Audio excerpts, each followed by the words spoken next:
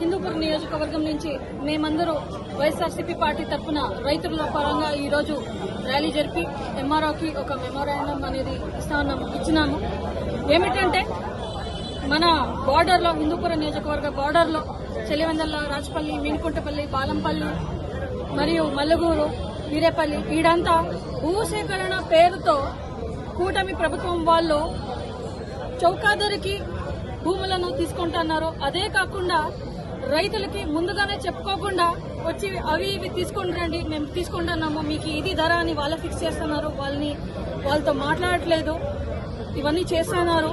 భూములు లేకుండా ఉంటే రైతులు ఏడ ఉంటారు, రైతులు లేకుండా ఉంటే మీరు రైతు భరోసా అవన్నీ క్యాన్సిల్ చేయొచ్చు అన్న ఈ ప్లాన్ అని నేను కూటమి ప్రభుత్వాన్ని ప్రశ్నిస్తూ రైతుల భూములను మీరందరూ రక్షించాలి అని నేను కోరుకుంటున్నాను. రైతులే లేకుండా ఉంటే హంద్రీనీవా కాలువ ఎందుకు అని నేను అడుగుతున్నాను.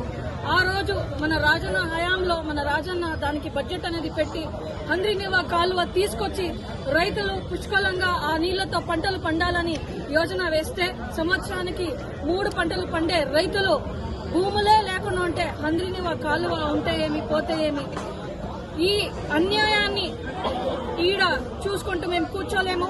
వైఎస్ఆర్సీపీ పార్టీ మేము ఫుల్ మద్దతు మన రైతులకి ఇస్తాము. ఇప్పటికైనా వాళ్ళు ధర్నా చేస్తే మేము వాళ్ళతో ఉంటాము. మన రైతుల భూముల్ని మేము కాపాడుకోవాలని డిమాండ్ చేస్తున్నాము కూటమి ప్రభుత్వానికి. ప్రజలందరూ చూడాలా దీన్ని. రైతులందరూ మీకు మేము సపోర్ట్ గా ఉంటామని చెప్తూ జై జగన్.